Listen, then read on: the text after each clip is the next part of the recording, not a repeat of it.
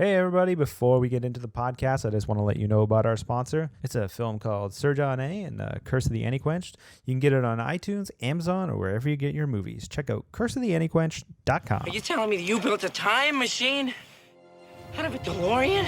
Welcome to the Raiders of the Lost Commentary podcast. Welcome to Jurassic Park. The unofficial commentary for your favorite Get to the chopper!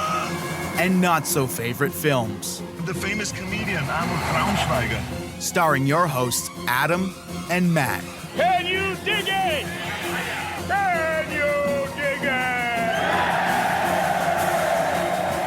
it? Start your movie in 3, 2, 1. All right, today we're watching Primer, and on the podcast I have a guest, possibly reoccurring person, Travis Laidlaw. Travis, how are we doing today?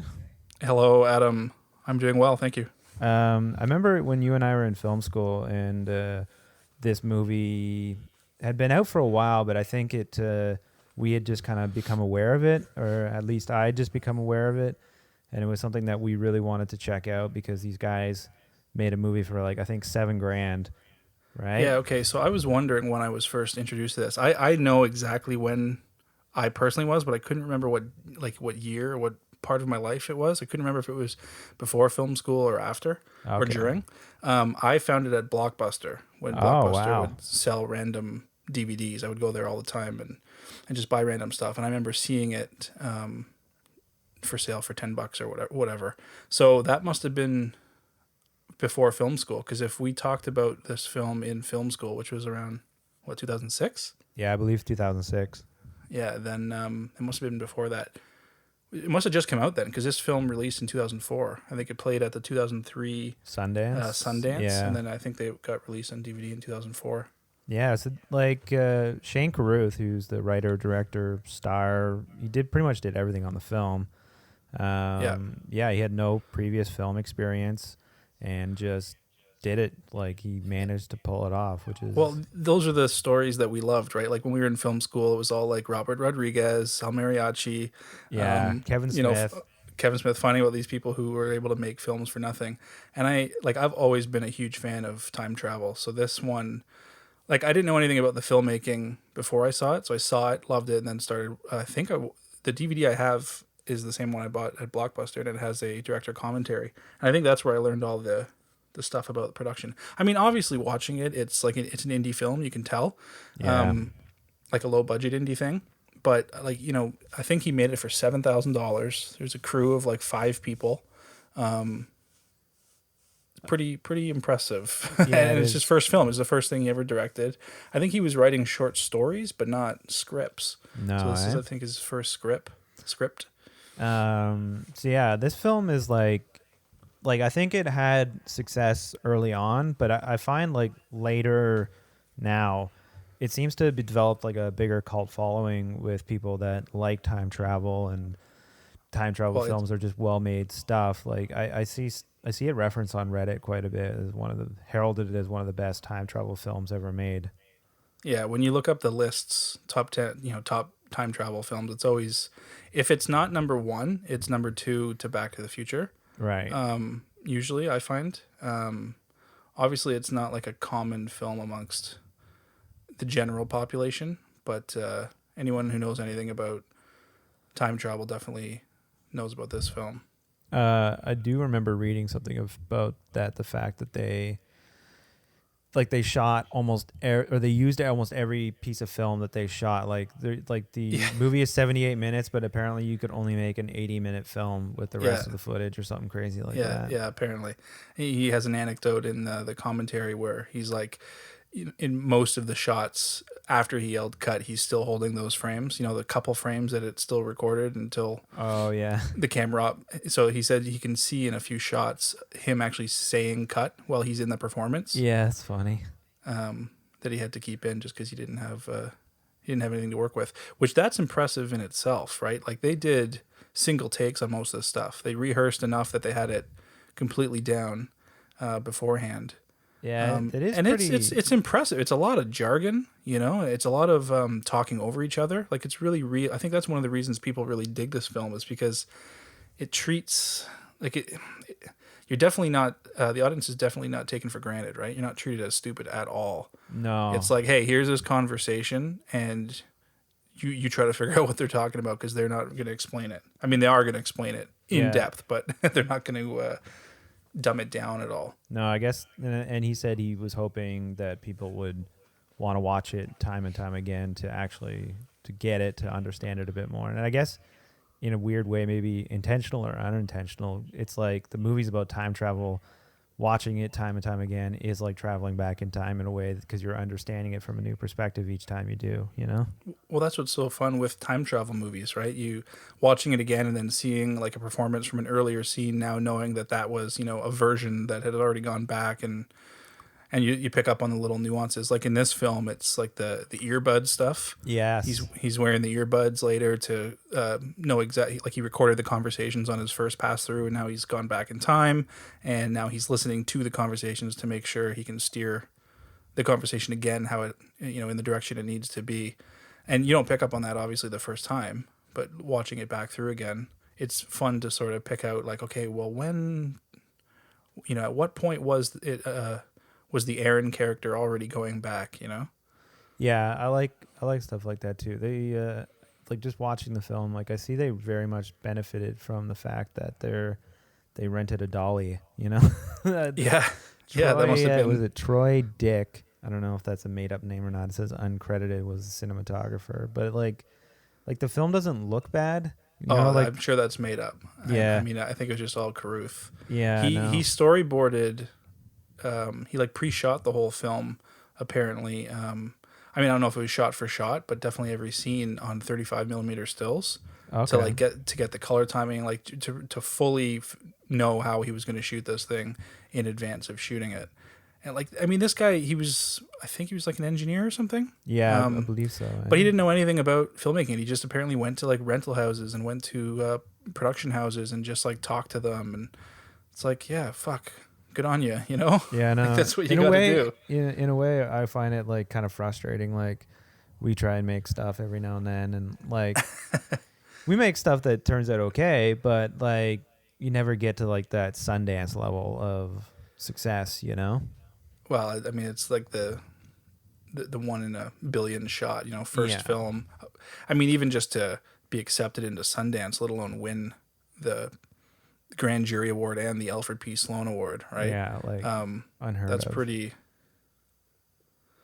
That's pretty impressive. Have you seen his second film? Yeah, Upstream Color. Upstream Color. Very. So I mean, very after seeing Primer, I was obviously like, oh my god, I love this guy. It's my favorite. Like, it kind of became my favorite like film, especially at that time. You're like an inspiring filmmaker, and you just follow these stories, like you said earlier.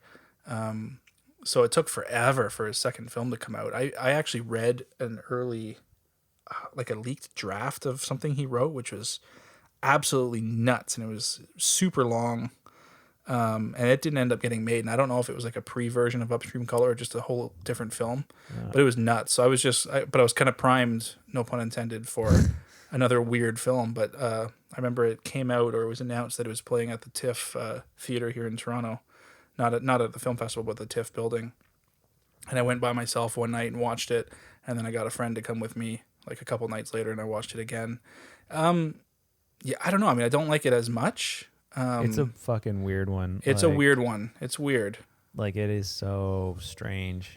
But Yeah. I watched it, and then I had to watch a what it meant thing, or like read a blog about what it meant. And after I read that, I was like, I guess I kind of see that, but I don't know. I haven't even done that, so I don't know what it means. Yeah. Yeah, something to. Yeah, I don't even want to take a guess. Yeah. But anyways, back to Primer. Back to Primer. I will like to tie it in a bit with Upstream Color. Like, Upstream Color had a lot of symbolism with colors and different things like that, and I know he put in a bit of that in this, not necessarily with colors, but like, was it Abe and Aaron have different like their actual names have meanings, like A and A, like the start of Aaron, and A and B like have some type of significance, or was it one of the last names is Regret backwards? Oh, really? Yeah. So it's however you say regret backwards, but I find that interesting. Like, it's not like beaten over the head like a lot of his exposition Well, or subtle hints at. Yeah, well, I mean, like part of this movie is this whole AB, right? This AB end, the A end and the B end. Something goes into the machine at the A end and comes out the B end, or Yeah. the whole proposition with the time travel is going in at the B end and coming out of the A end.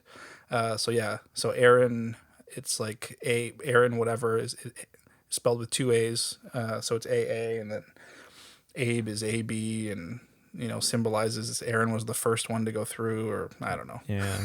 There's all sorts of fun theories out I there. read something that when they pass their hand through at the start here, their hand travels in time and is possibly their hand is slightly in the future, which is why their handwriting goes poorly later in the film. Oh, that's cool. I don't know if that's true or not, but That's one of those awesome like fan theories that just makes so much sense but was never intended. Maybe not. No. And then the director, you have to just go with it and say, yeah. Yes, we planned that all. That's along. a great idea. Um, I love this little effect here where he had they dropped the paper, the hole punch piece of paper over the device and they float, but you dolly over to the camera, see the effect in the camera of these floating things, and then dolly back.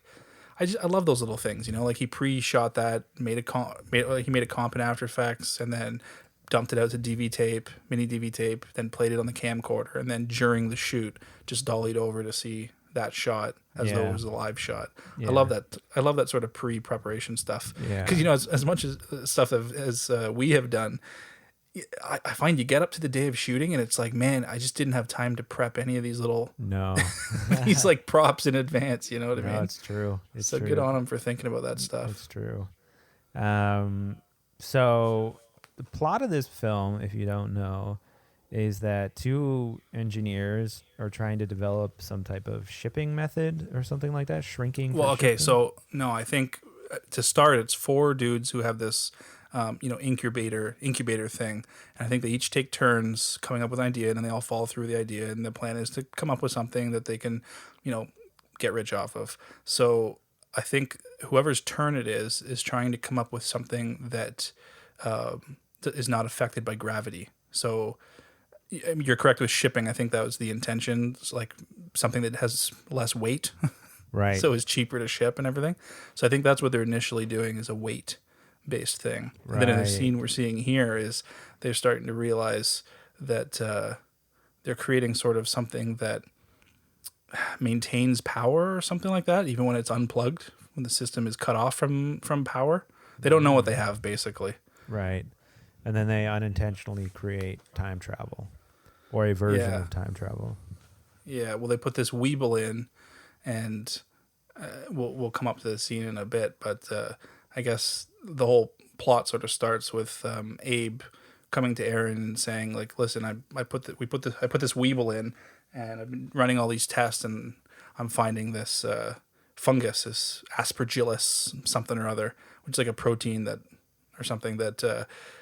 is a very definable amount.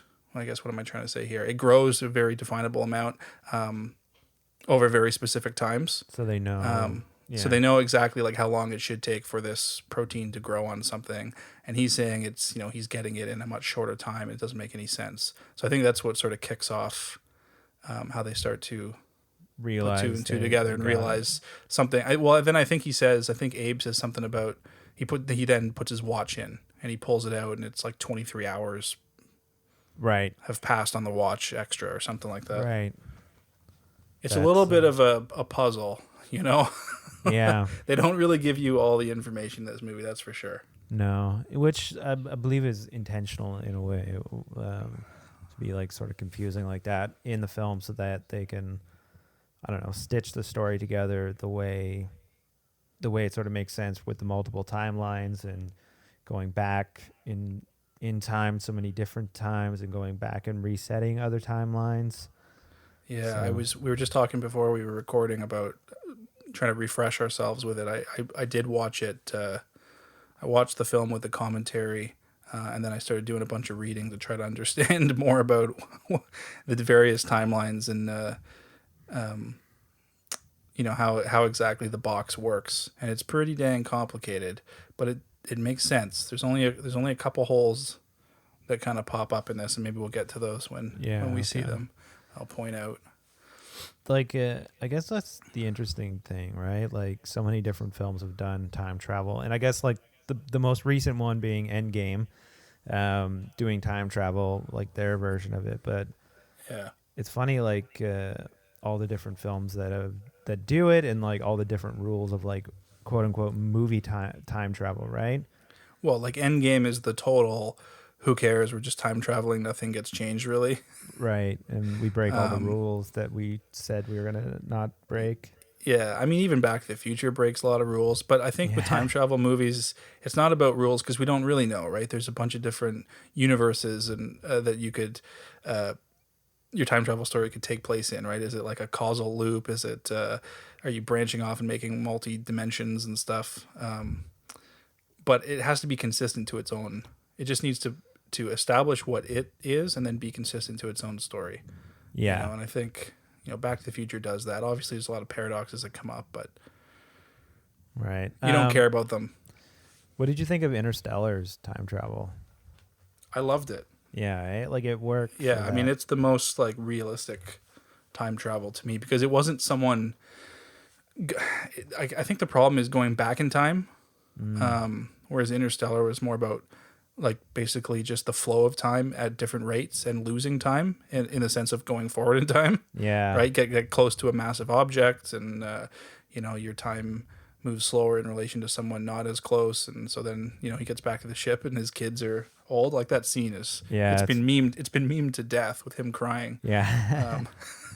But it was I teared up during that. It was amazing. That was pretty good. What about, okay, now this is a one I know Lost. You know in Lost, the time travel with Desmond, how his mind travels back in time?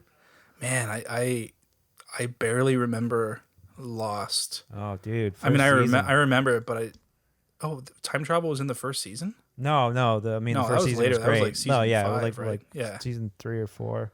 But Desmond's Yeah. mind can travel back in time. I don't know. Man, I don't remember. No, Yeah. eh? I know that was part of it, but I could watch that show again and be entertained because I don't really. It's on I think I Prime. only, was it really? Yeah. Yeah, I Or might at least start it that. was, yeah. I was thinking about starting X-Files, but maybe I'll start. I think Lost X-Files is off. It's off Netflix now. again. Well, yeah, because Disney owns Disney's them. gonna do that Yeah. now, yeah. But yeah, other time travel. What's other time travel that's worked well? I guess Looper, which Shane Carruth. Yeah, kinda, Looper's good, and it does the whole like, we could sit here talking about time travel, blah blah blah, or we could just say fuck it and move on. It's like we don't need to explain things. No. I mean, the visual of that movie, the visuals of the guy being tortured and having his like foot being cut off as he's climbing a fence, his foot disappears. Like that is so cool. It is. So yeah. I'm totally okay with just it wouldn't work that way, know? No, Because but if his foot was cut off, he wouldn't be in that position in life to have been running towards a fence. No. He would have always had that foot missing.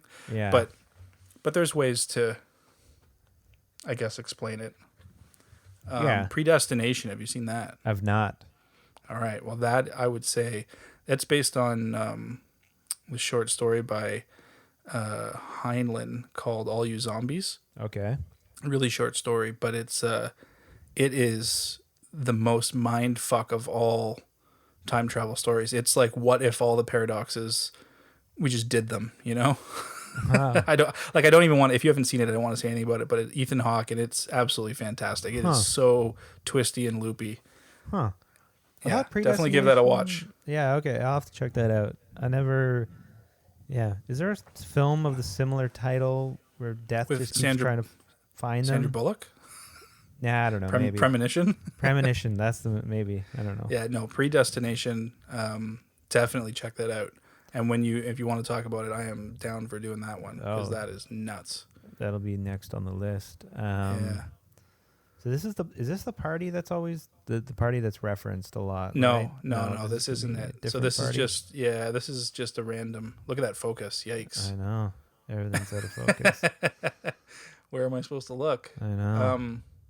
Well, I no, guess this that's is kind of just- funny. This is just a random thing because this still has Philip and Rob.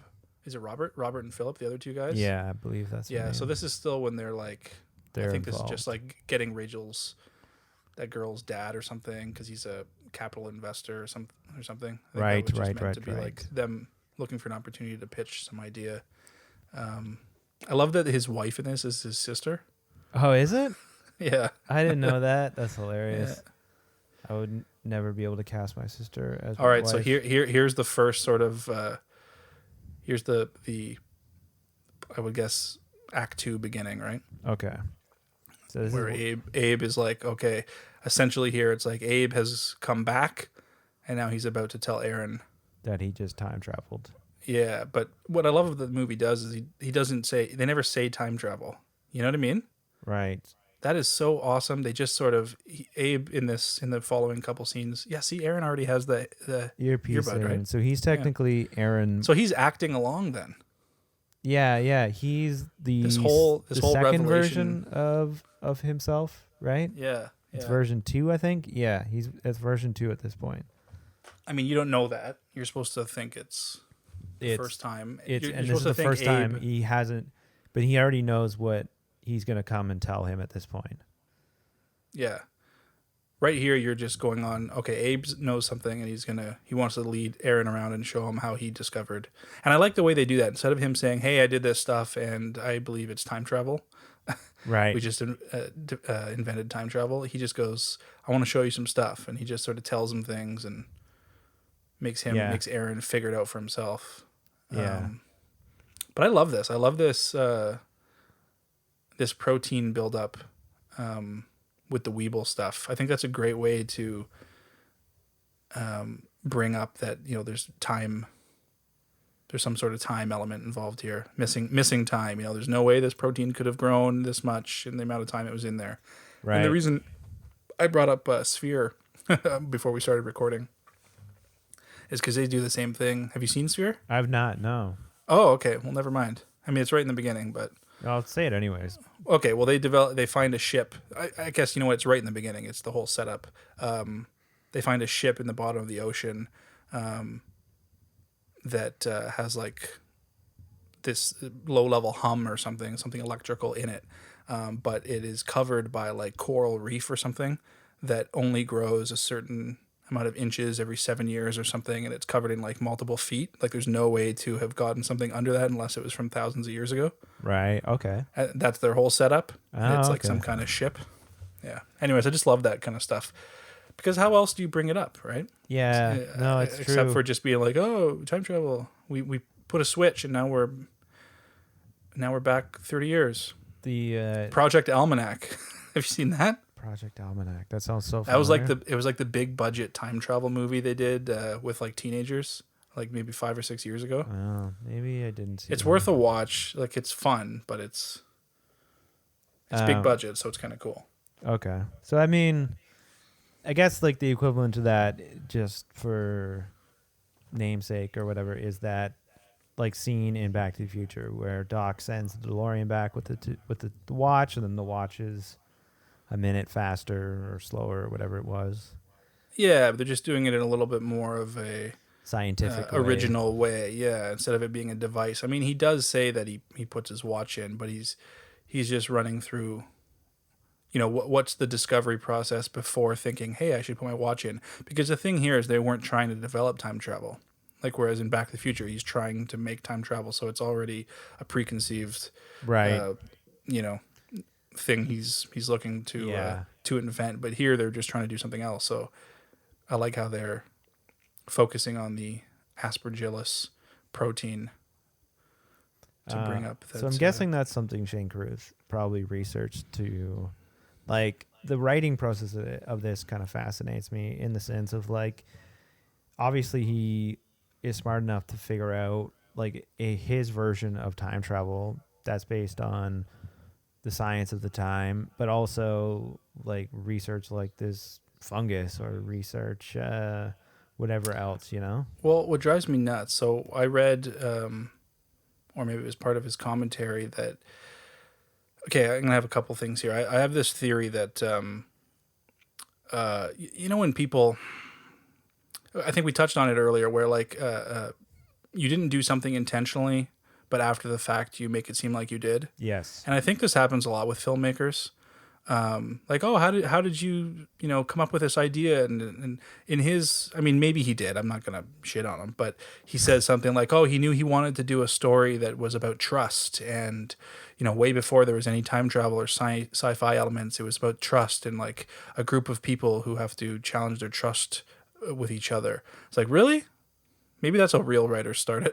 Maybe. Just hacks like us come up with like some neat plot element. Ooh, time travel. Let's write I something. gotta make a new DeLorean. But it seems crazy to me that this film, the time travel wasn't part of the beginning. Right. That does You know? seem. I don't know. But maybe it was. I don't know. Maybe, eh? I don't know. And he just stumbled across this amazing time travel story. It would be Who knows? weird. I don't know. That does sound like a little made up to me, but I don't know. Who knows, right? Like, Who knows? It's good nonetheless. So It's whatever. a good story to tell at Sundance, probably, right?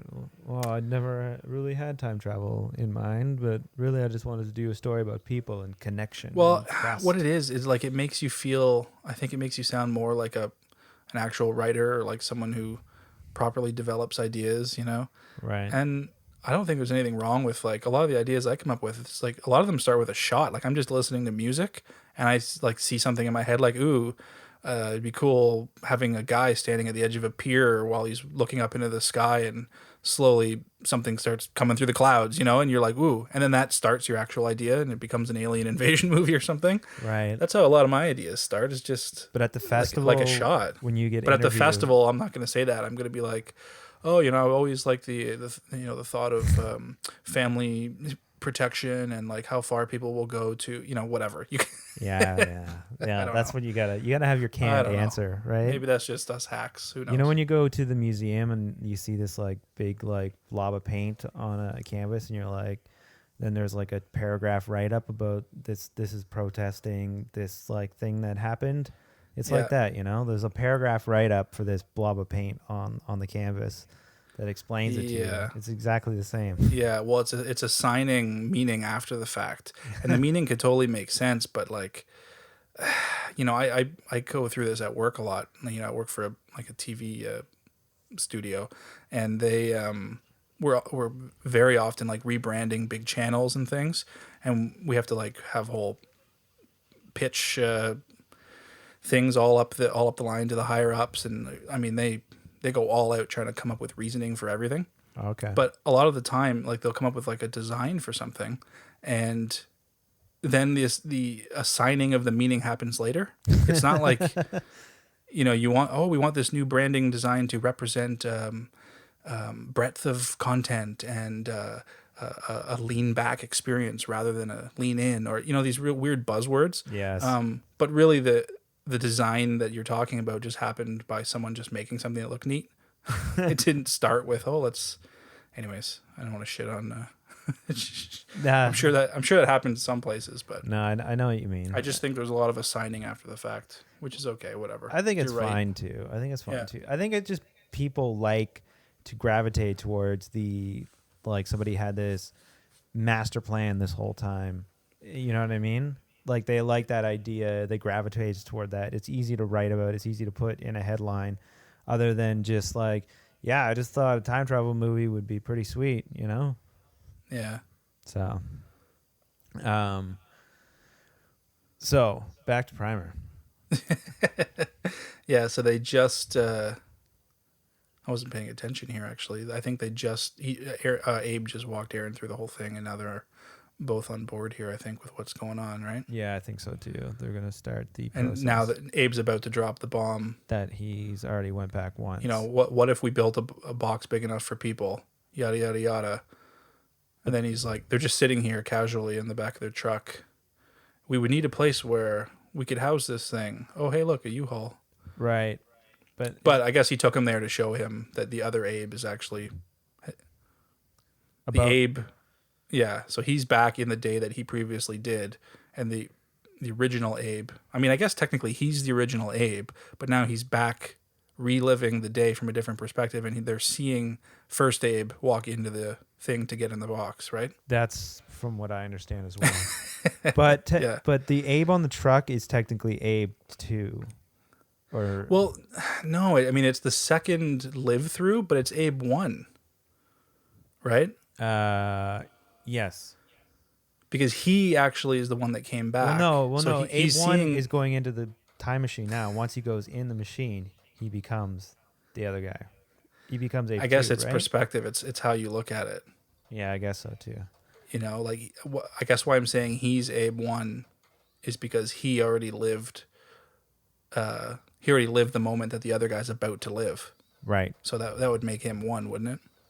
I suppose so. I guess you could argue one Oh my for god, one. my DVD is going. It's skipping. Oh no, you didn't clean it off. I'll tell you where the movie's Yeah. at whenever you get it. No, it's working. okay. It seems to still be going. Abe's walking in. Yeah, Abe was walking in. Yeah. Yeah. I love breaking apart. So there's I want to say a shout out to another podcast that I found. They haven't updated. They haven't even released an episode in probably a year. So I don't know if they do it anymore. But it's called Paradox, the Time Travel Podcast. Okay, And maybe they they're on their way back. they yeah they I think they only did like 29 episodes total.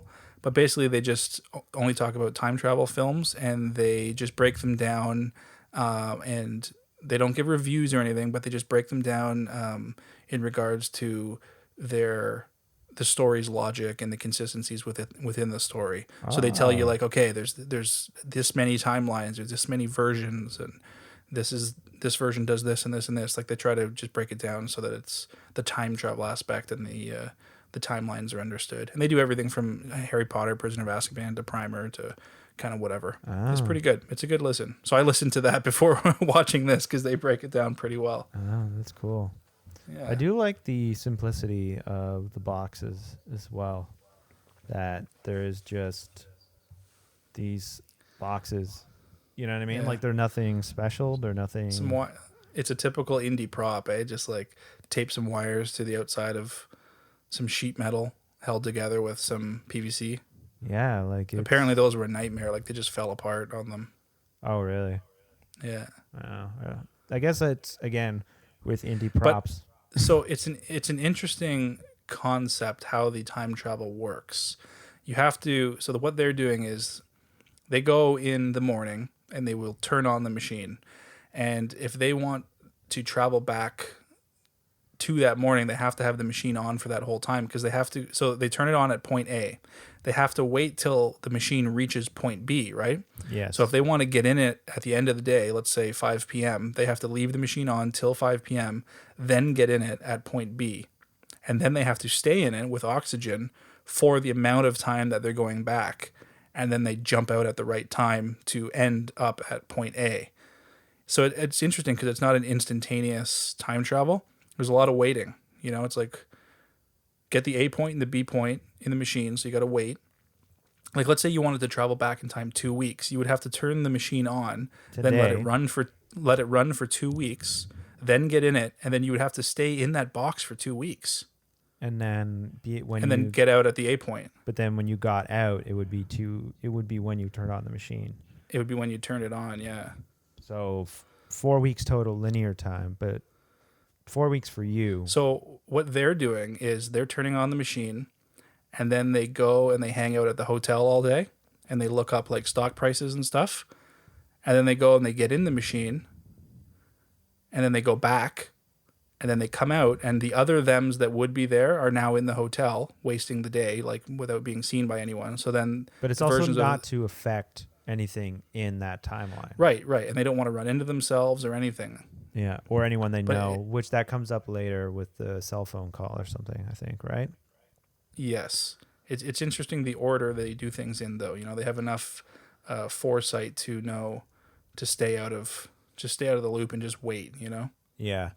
And yeah, the cell phone thing is interesting Because of because it sets up those paradoxes or whatever. Like, well, the idea is like when they're in the hotel, he has his phone rings, and he's like, oh shit, I brought it, I shouldn't have brought it. So they don't answer it, or no, he does answer it, and it's his wife saying, you know, something basic, you when are you gonna be home for dinner? So then he's supposed to not bring it back with him, but he brings it back with him. So then when they come out on the A end, they're walking down the street and the phone rings, which would have been the same time that the phone was ringing for him in the hotel earlier. But now he's like, oh shit, the phone's ringing for me here, which means the version in the hotel is not having, the phone's not ringing for him. Yes. He's not receiving the call. So now what have we just done to cause that, like, you know, the causality and everything? Have we just fucked up the loop? I think that's what they're implying there. They were trying to start to show we really can't do anything to change things No. because it'll really screw things up. Yeah. I do love too that their first idea was to just like make money from this time machine, you know? Well, wouldn't that be? Yeah, I think there's two ways to look at time travel. It's like the time machine method, where, well, from the Guy Pearce one at least, to go back and save his wife or whatever, right? Time travel's wife. So you go back in time to stop something, like you invented the machine to do that. But in this way, it's like they just stumbled across the machine. So it's not like they had something they needed to happen. So I No. think this is what you'd be like, fuck, what are we gonna do? Let's Yeah. make some money. Yeah, I'd make a buck too. I don't know how the stock market works, so I'd first need to learn how the stock market works. Then I'd be able to use the time machine for profit. Yeah. See, so these are the versions of them that haven't yet traveled in time, right? Exactly. Yeah. They're getting their oxygen. They're about to go. Wait, where are they now? They're in the library. Yeah. So they're wasting time in the library too, I guess so. Yeah. researching stocks. Oh, they're using I guess not that many people had home computers when they shot this, right? Because he shot this. Unless that was cutting. I don't know what that was doing. I don't know if they're intercutting between the two versions of them or if it's supposed to just be showing them one set of passing them. time. Yeah. Yeah. Did you notice that little thing there where Abe tries the other door? Yeah. Because he has the failsafe machine in that one. He kind of forgets. There's like a subtle little. We haven't been introduced to the failsafe machine Yeah. yet. Yeah. He's like, oh, Aaron's like, no, it's this one. Yeah. So that's like a subtle thing. Yeah. Rules to follow.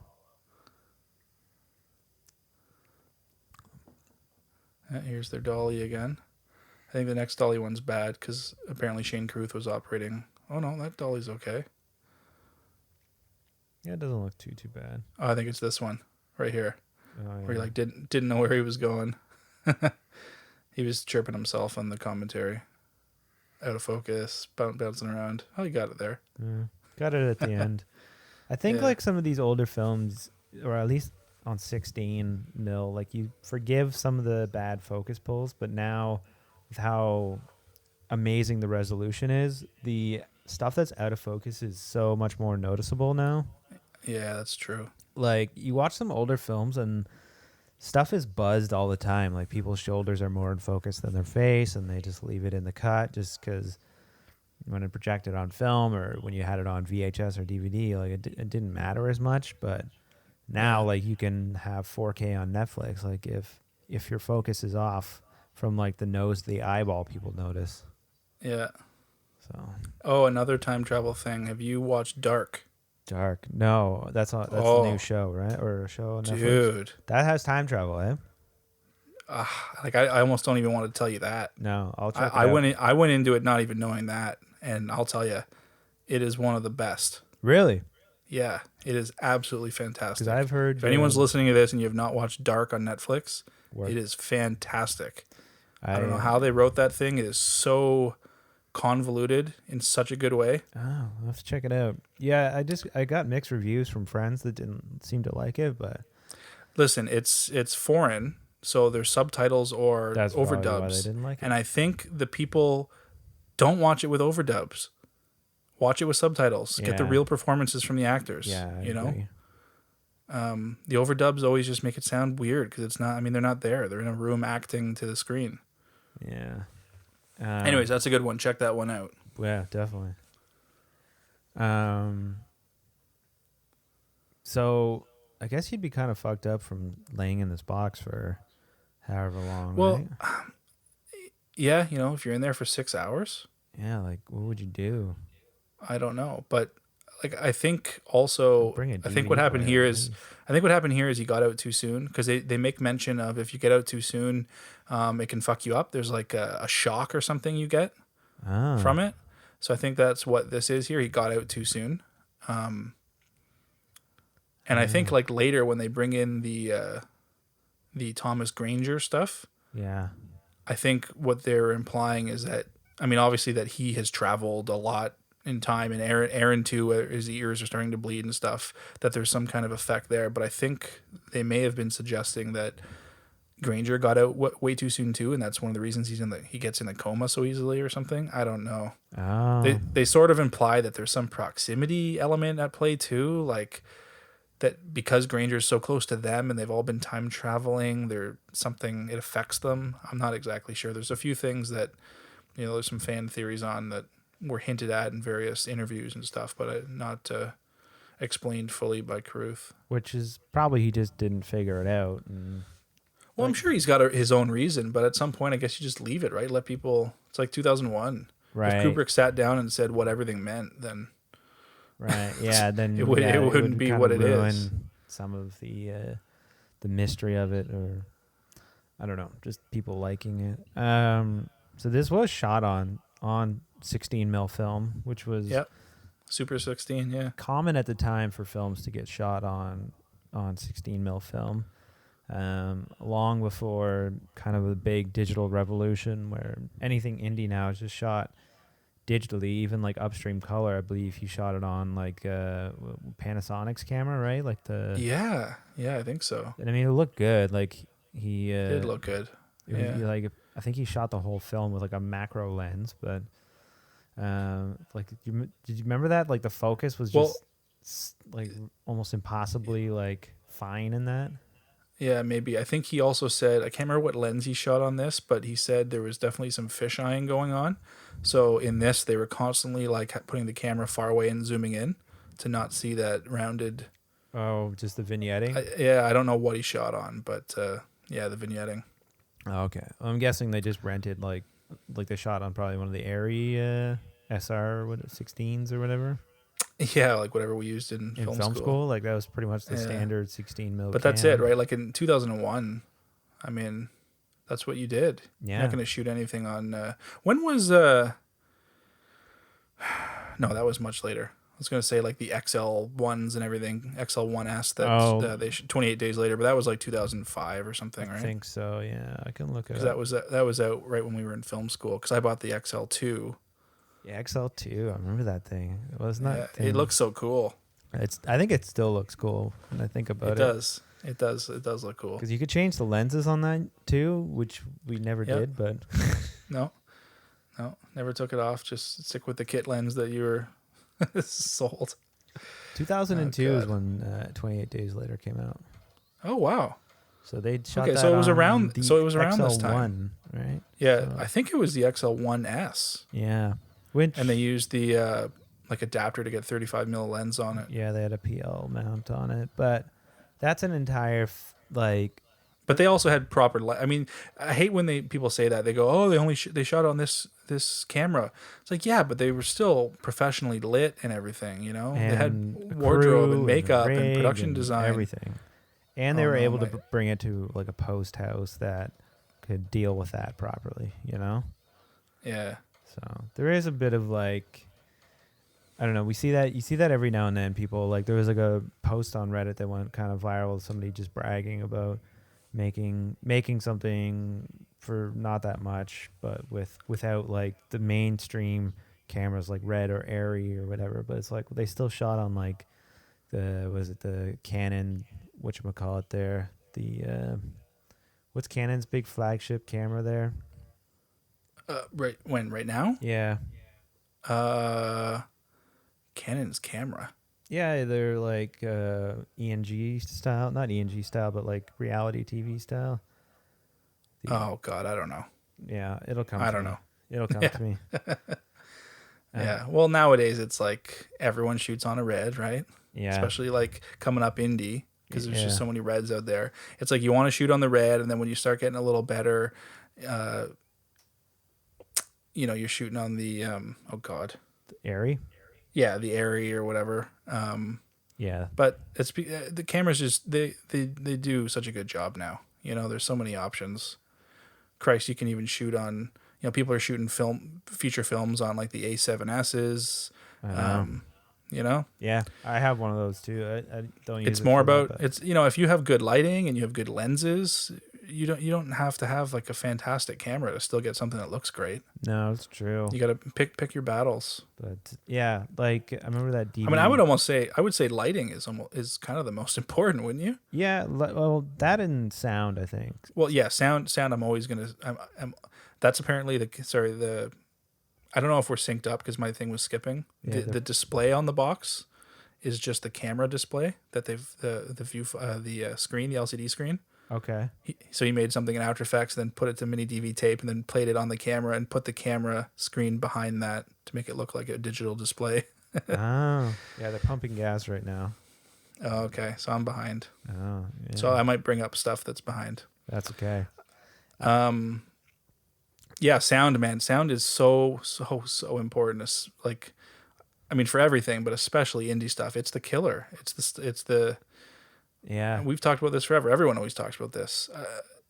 When I was back in the day, when I was still like ripping movies and downloading cams and stuff, I couldn't watch a movie that I downloaded that sounded tinny and like garbage. No. But I could watch a movie that wasn't the greatest picture, but sounded perfect. Like they had the right audio file, but it was like a slightly shitty video. I could totally deal with that a lot easier than I could deal with garbage sound. Yeah, it's something about, yeah, they just like messes you up, which like this film, from what I remember, it had a pretty good production sound and a pretty good mix, which I don't know if they screened that at Sundance with a good mix or if it was after the fact that they got. No, I think he pretty much did everything in I think I just saw Boom there. Yeah, there's like shots behind where the counter. there is like some goofs with the boom, I think. There's shadows of the boom. Well, and- he apparently, I mean, that was just, he wasn't a sound guy. He was like a friend just doing sound like we've done, you know? Yeah. Which if you have, like, I've also said, like, sound for some film people, like, it is complicated because they only focus on one thing, but sound in and of itself isn't the most complicated thing to master, at least just capturing good audio. Like, it's, like, the basics of it are very simple, you know? Yeah. At least I think, but I don't know. Yeah. I grew up with microphones and shit like that, but Yeah. You've got a bit of experience there. a little bit.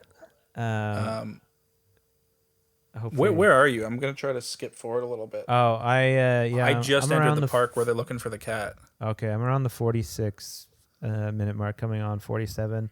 They're Well, back in. what scene are you at? They're back in the library, All right. and I'm now just they're going to back. fast forward here. Now they're back in the U-Haul place. Oh, wow. 47 minutes or so. They're throwing footballs for me. Are they? When did that happen? Did you jump ahead? Am I behind? I don't know. What's your time? Who say? knows? Doesn't matter. Yeah, if your time says you're around the 47 or 48 minute mark now they're back on the roof. His ear's bleeding now. Oh, I actually passed that, yeah. Ah, you jumped ahead. I think what happened is my DVD skipped, as DVDs do, and it skipped forward. Oh, right. It didn't skip backwards. All right, yeah, I'm at the ear bleeding scene. did they film this? Like he's from was it South Carolina? Did they film that all? You know what? I meant to write down where it was shot.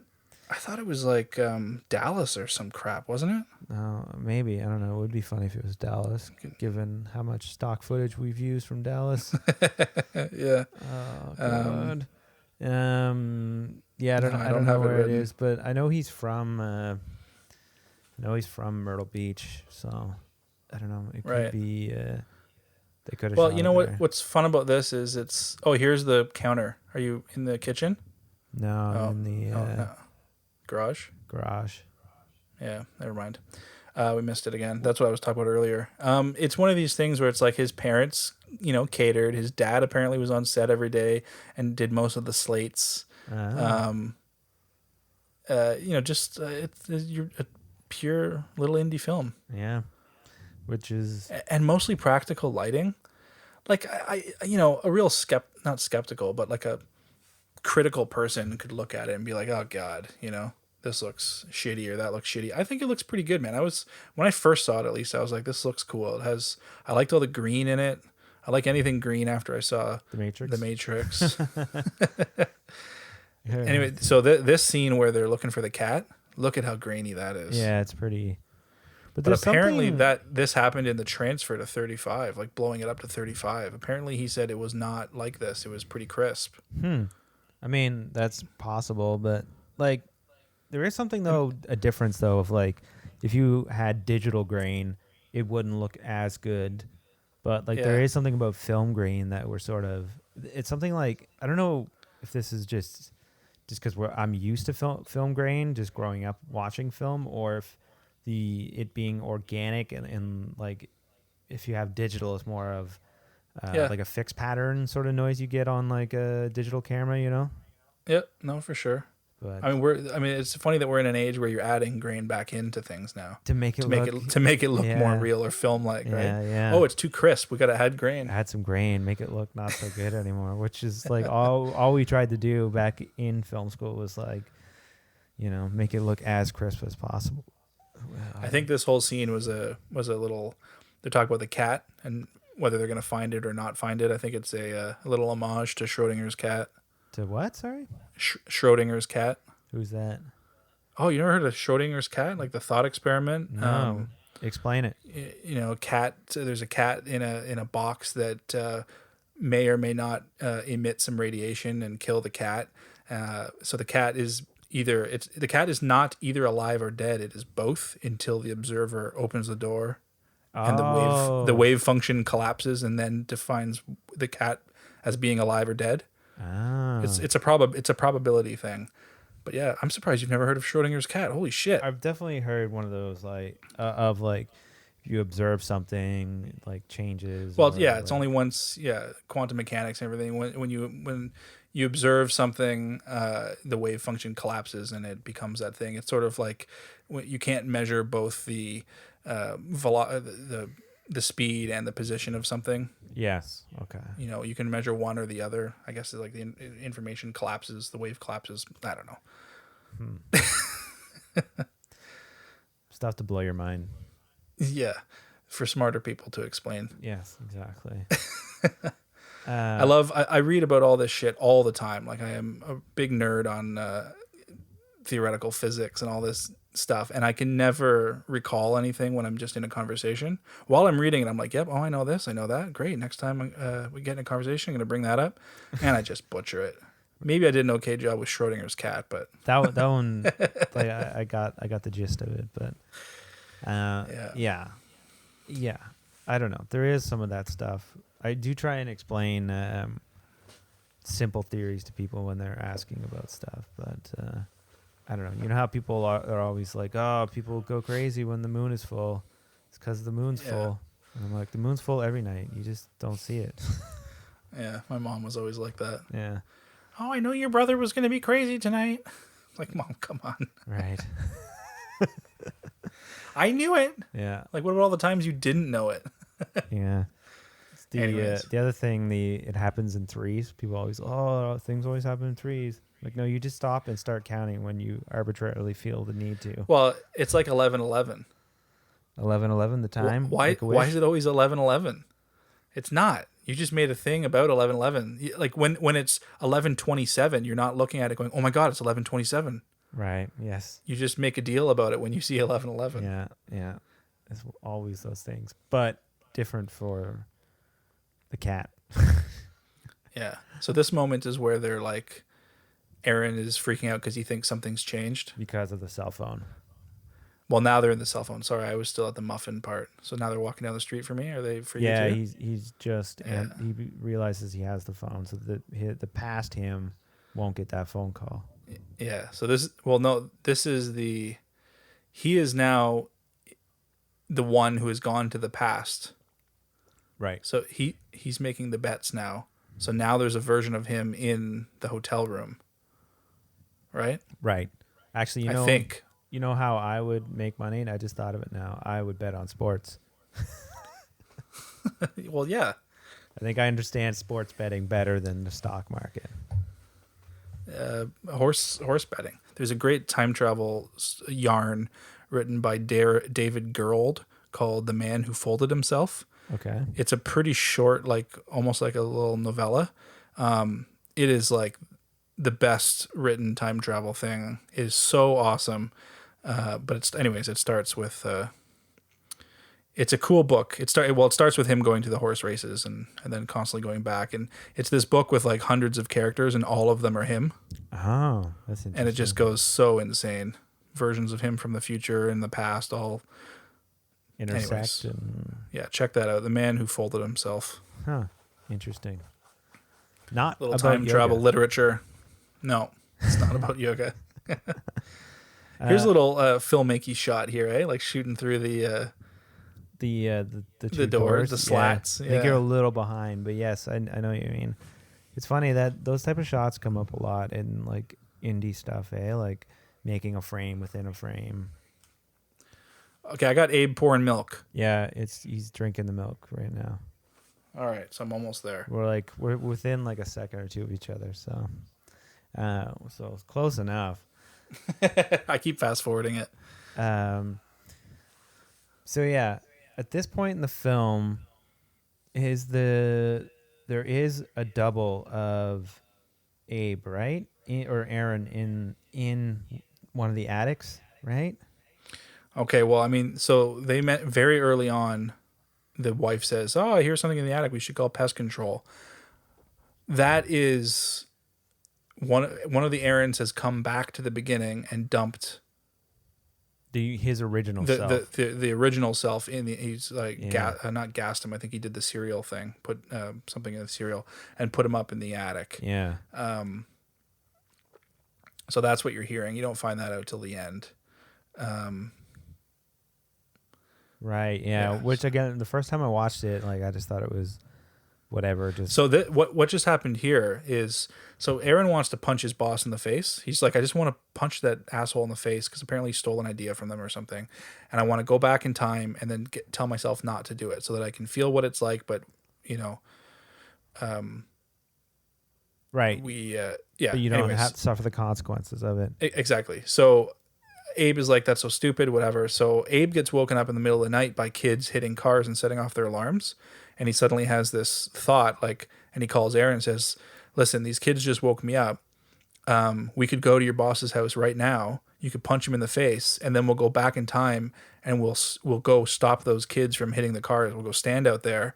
And then the me from here will not wake up, and I won't call you, and none of this Will happen. Yeah, but the problem there is that then there would be two of you. Yeah. There would be two of you in that timeline. There'd be the you that went back and told the kids, got the kids not to hit the cars, and then there's the you upstairs sleeping. So they don't really acknowledge. And the I think one that was in the attic. well, yeah. I think there was a bit of a failure there. Whether it's a character flaw or a story flaw, I don't know. Because maybe it's just the characters not fully understanding everything. I think that's an easy thing to attribute blame to. Is like, you go, it's just the characters. They don't know all the rules yet. Yeah, that's fair. So the Prestige then, when, like, does he clone or does he send something back in time? And that's why he has to drown it, like Hugh Jackman's character. Remember that? Yeah, the Prestige. I think that was clones, wasn't it? Is it clone or is it time travel? Because I think like No, it's not time travel. I'm pretty sure that was clones, and it was just cloned to a different area. and then one Like when he was throwing the hats in, he didn't realize he was cloning it each time, but there was this pile of hats out in the forest, right? So it was kind of showing that, oh, we're cloning it, but it doesn't happen right here. It clones them away. So what was happening is like he was cloning himself to the other end of like the theater, and then the him that was in the device dropped into the tank to friggin' die or whatever, right? Yeah, because there couldn't be two. Yeah. That's a good movie. Yeah, I it's haven't seen that in years. pretty solid. Christopher Nolan. Yeah, man. He makes good stuff. This is pretty lucky to shoot in a. I don't want to say lucky, but it's smart. You know, when like, I'm sure a bunch of people have shot in Storage facilities. storage facilities, but you know, he really made use of this, and it totally works for the film, right? Like, like a simple location. Like that we you had can our control. storage facility with all our gear in it, and every time I went there, I was always like, man, you could so easily shoot something from here, even if not with permission. Yeah, you Like just do it's it. open, especially nowadays. They're open 24 hours. People go home at 5, so yes, there's cameras, but I mean, if you're just shooting something with a couple people in your own storage unit, Yeah, they're not it'd going be so easy. Yeah, they're not going to say anything usually. But if you did it nowadays, you'd be ripping primer. So Exactly.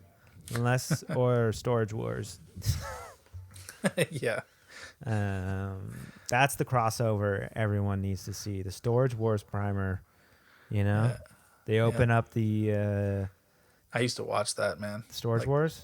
Yeah, like the original the first series, couple seasons. I was totally into it. Yeah, it's pretty good. I think it was during school or something. Yeah. When I had lots of time on my hands. They open up the storage unit and they find a time machine. Yeah. That's the sequel. Well, yeah, they find this shitty PVC and sheet metal box Yeah. with wires taped to the outside. And then it's carted off to a giant warehouse with more boxes. Where what's confusing about this film is that they start mentioning around now that there's this party that someone had and invited. It was a birthday party for the Robert character, and someone invited Rachel, and then her ex-boyfriend showed up at the party, and they got in an argument, and he came in with a shotgun, and Aaron just like saved the day. Yeah. So they're like, what the fuck? Like, so that's the first time they sort of bring up that he was involved, and you start to know that, oh, so has he, because he obviously, his whole plan is knowing about this event and then going back in time or whatever, and because he knows about it, he's able to take the bullets out of the gun and everything and stop the guy. But it's just really confusing how they treat this scene, because it's like you hear about this scene, you never really you see it coming up a little bit, but it's kind of like a really pivotal scene in the movie that isn't really shown at all. And like the Rachel character is not shown really at all. The Thomas Granger character is like a big part of it and isn't really shown at all. Yeah. It's interesting. It is pretty interesting. But So that here's is Abe. This is Abe coming back to gas himself. gas himself and throw himself in the bathroom.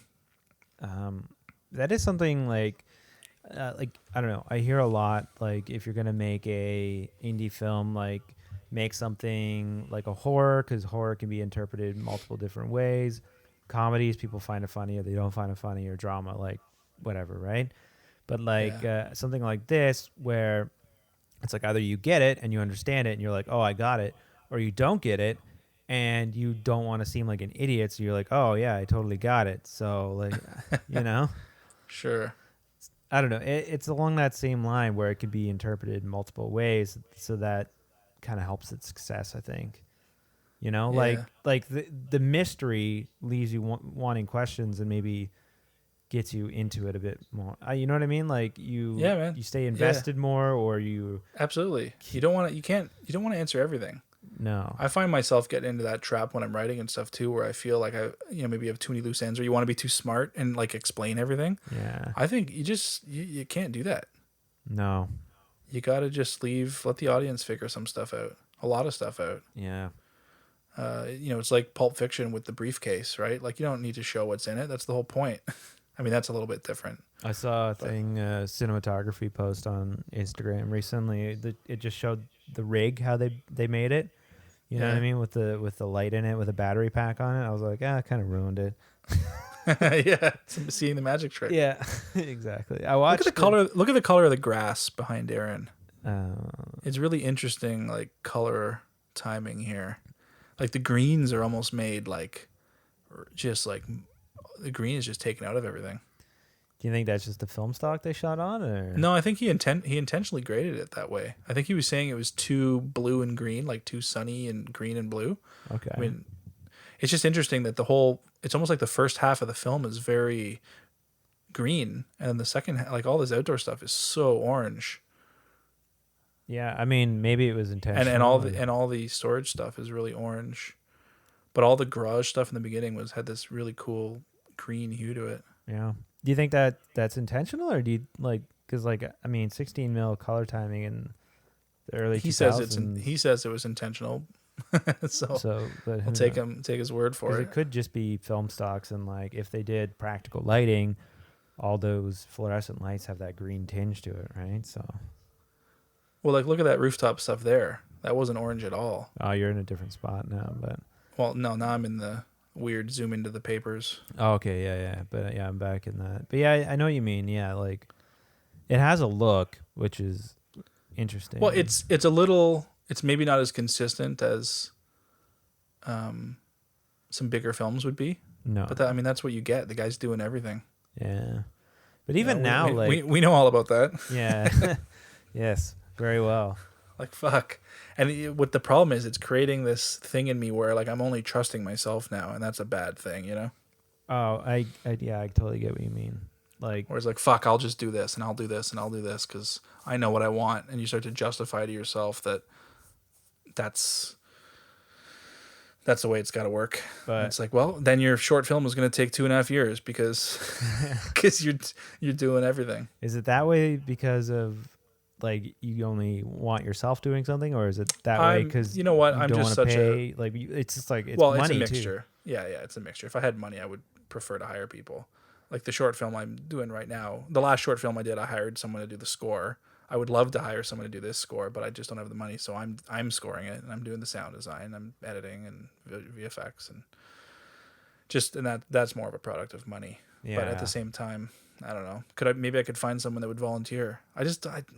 We're too old to be still asking people to fucking volunteer. Well, that's just it. And like I feel You know, bad. it's like I've already called in so many favors over the years I know. that I don't want to keep asking people to do stuff for free. Yeah, I totally get it, but yeah, like I'm in pre-production doing something, and like I'm like paying people like a minimum amount just to cover costs to be there on set, and then Yeah. also like when people are like volunteering locations or time or something, right? Like they're being more than generous with their time, and I'm Yeah. always just like, oh, you're so new. I can exploit you so bad. I have to restrain myself, That scene we just had with Aaron walking out the door with Okay. the two Aarons. Yeah.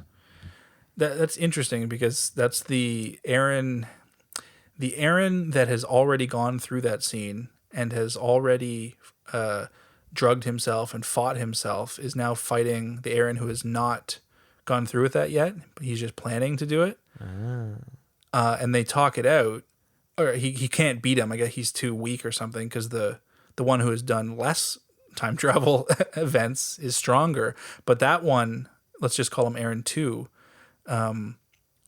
realizes that Aaron 3 has already done what he is planning to do and just sort of gives up and goes, you've already done this and you deserve, I guess, to whatever. So he just leaves. Aaron 2 leaves. Oh, that is interesting. Like, would you do that? Like, if a future you, I think in all movies, it's like the future you comes back and tells you, like, dude, this thing. And you go, no, let me figure that out. You know what I mean? Yeah. Would you just go, oh, yeah, you're right. Okay, I'll leave. You deserve it. You've already gone through this and know that it's not going to work. Yeah, that is kind of interesting.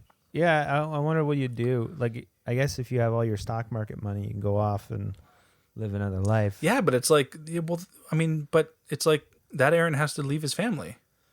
Yeah, I guess he's got kids and stuff, right? He's got a kid and a wife, and it's like there's two of you there. Which one gets to stay with? Which one gets to stay with them? Yeah, that is. But I think the whole part of the Aaron character is that he's kind of not. He kind of seems like a bit of a like he doesn't care. Yeah, I suppose He's a kind little of more willing to dejected. take risks and everything, and maybe he got thrust into this life like earlier than he wanted or something. I don't know. You know, Maybe. like the Abe guy's living in an apartment with a roommate, and this guy's like at home with a wife and a kid in a house. Yeah. Maybe he was. I don't know. Yeah, I guess you could. I've heard speculate about- various things. about all the nuances Character of the character. motivations. But at the same Yeah. time, those two people are the same person. So yeah, I guess. Well, yeah, the Aarons, yeah. So if one wanted to leave, theoretically, both would want to leave, right? Well, what I don't get is if Aaron 3 already went through this, then didn't that mean that he would have been the one to have left at that point? Yeah. Like which ones? What gets hard is like I mean, a lot of people when they break down time travel movies, they will call characters like Prime. So like Aaron Prime, meaning like the very first one to go through the experience without anything having happened. Okay. So the first one to time travel. Right. You know, but that's where you have to have these like internal consistencies and logics and things. You know, time travel's too hard. is there a first? Right. Or is it just a looping thing where everything constantly happens? Everything is happening. Will always It's just a be loop. happening. Yeah. There's always someone ahead of you that has gone through it that traveled back in time to see you, you know? Right. One of the things with Back to the Future I really love is we can get into this another day, but the idea that at the end of part 1, when Marty comes running towards the mall and he sees the other Marty get in the time machine and travel back. Yeah. So that Marty does what? He travels back to where? The Peabody Farm? Yeah. And lands in the thing. So doesn't that mean that all the Martys who travel back to the Peabody Farm arrive at 1955 or whenever it is? Wouldn't they all land on top of each other? I know they're all leaving from kind of different timelines, but they're all arriving in 1955. You're saying if it is like a massive like loop? Yeah.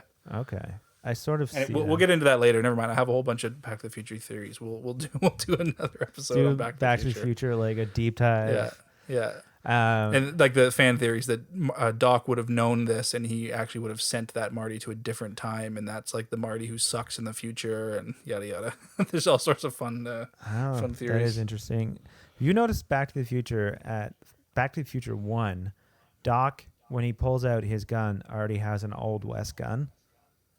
You ever notice that? Like he already has like a Peacekeeper or whatever, like revolver. Oh, yeah. No, I didn't know that. I find that kind of interesting. Yeah. Well, a lot of the tie-ins there. Yeah. I don't know if that's just like their or the backing out of the truck, meaning he literally pulled into the truck with the car and sat in it until Marty showed up so that he could make his grand backup entrance. Exactly, right? And why does it get cold? They never bring that up again. They never bring up the car dry comes ice, back yeah. frozen. Yeah. Anyways, different movie. Yeah. We're talking about Yeah. Primer. That's okay. It's all time travel though, right? Like Yeah. So here's finally this scene where he's being the hero. pulls the And see, there's maybe a little moment there. Like maybe Aaron knew, because he's already done this, that the door's unlocked. Abe didn't need to break the window, and he stops him. right. Yeah. Anyways. He's got his like play-by-play with his like ear thing in.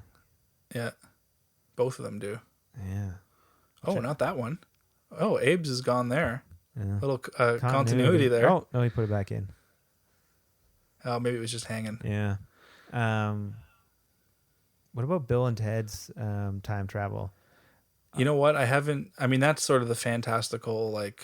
Oh, I'm gonna need this later, so I'll tell my future self to go and put the key for the handcuffs that I need. Right. Oh, I love that stuff. You know what? It's kind of like. Have you ever seen the movie Frequency? No. Yeah. So the movie Frequency is I can't remember. I haven't seen it in years, but it's like a kid's dad died or something, and then he grows up, and then he uses a shortwave radio and somehow is talking to his dad in the past. Right. Yeah. And I guess this would have been when he was a kid. But so he's a grown man, but he's on a shortwave radio, and he's like talking to his dad, and he's telling him how he's going to die or something. I don't know. I can't remember. But the point is they're communicating in real time. So the son, he's like, I guess there's like, it starts to get to a scene where there's bad guys or something doing something, and he like needs stuff from him. So I think for some reason I feel like it's his wallet. So we'll just say it was his wallet. He's like, you got to put my wallet somewhere where no one will find it. So like the son puts the wallet, hides it like under a bench in the windowsill. And then technically that wallet sits there for 25 years or you know what I mean? Yeah, or the other way around. yeah, that And is then like suddenly Bill it and Ted. shows up. Yeah. And then he's like, yeah, I got it. I kind of like that. I like that sort of instant. Yeah, gratification, but something stayed there for like the longest. It is like the DeLorean in the cave, right? Yeah. True. Which is, But they don't do that. There's not that instant sort of, like gratification. Like, yeah, it's been here the whole time. I guess you need that sort of time communication to have that effect really work. Yeah. I don't know. It's just kind of funny. So this is like now where they're talking about him leaving, and there is kind of a bit of a reveal that there was this Aaron in the attic this whole time, right? And that Aaron, I guess him that's traveled back the most, is deciding to leave, right? Yeah, he's saying he's gonna leave. I think Aaron's mentioning like we could make copies of like my daughter and wife and take them too or something, and Abe's just like, get the fuck out of here Yeah. because the other you is here, and I don't know, something like that. I'm watching on mute, so I can't remember. Yeah. what they're saying. So it just essentially goes to black for a while, and then he's in South America at like some big facility, and that like he's about to make like a bigger time machine, essentially, right? Yeah. Now I've looked up all sorts of things about this, and I've never got a great explanation of like what he's asking them to do. I know that Shane Carruth has said that they're, making a bigger machine. Imagine you could make a box that could actually hold multiple people and maybe a room size or something, you know what I mean? But I don't know what he's like, every 3 meters, everywhere. I don't know what the hell he's talking about. Right. I guess it doesn't matter. Yeah. So I got credits now. So yeah. Overall, like when you first saw this film, you liked it, obviously, right? Yeah, man. And I liked it because it was an original idea. I liked it because I'm into time travel and something I hadn't seen. I liked it because it was an indie movie, so it was like inspiring as an indie. At that stage when I saw it, I hadn't gone to film school yet, so I was just about to. But I was in that stage of life where I wanted to make movies, and I was filming things, so I understood what it's like to shoot things. Yeah. Little shitty shorts for no money. So it was just one of those films that really just kind of hit all the right things for me, and it just like looking at it now, it's funny. It's like, what goggles are you going to look through when you're judging something? Yeah. If you just take it without knowing any of the story, I mean, it's still a pretty well done film in terms of the originality in the script and everything. But like technically, there's a lot of stuff that's not fantastic about it. Yeah. But I don't think what it's managed to do is it doesn't exist without the stories of how it's made. Exactly. No one watches this film and just goes, "Oh, I saw this fucking weird film on TV the other day called Primer." It's always like, "Oh, it's this guy who made it." Like everyone looks up the details; they go hand in hand, and that's something. I totally agree. Like, we made that film right out of film school, and it's like one of the things we suffered from is like it's not a very good film. There's a lot of good stuff in it, but our problem with some of the people who saw it were like they thought it was done with a much bigger budget. Yeah. And it's like we always wanted people to know, like, listen, it was like done for no money and by just a few students, right? Yeah. But unfortunately, it kind of came off as something that was done with a budget, with real crews and stuff. Yeah. Which it's funny that we managed to trick people, but yeah, I know. But I could talk. You want the production stories. Some of the grievances about that, but yeah, same with El Mariachi, right? If you just watch that movie as a movie, like I don't think it's that good. No, but it's the story. Knowing he's shooting from a chair as a chair dolly and everything is. Yeah, it's the story that makes it the thing. Yeah, no, I agree with you, and yeah. So yeah, that is Primer. So if you've seen Primer, or if you are listening to this for the first time, let us know what you think. Give us a comment on Instagram, Twitter, Facebook. You can check all that out, and we'll see Travis possibly sooner than later. Maybe we'll have him on the show a lot more. We can do. Yeah. I'd love to come back. We've already discussed maybe some that will work. So hopefully you hear from me again. Yeah.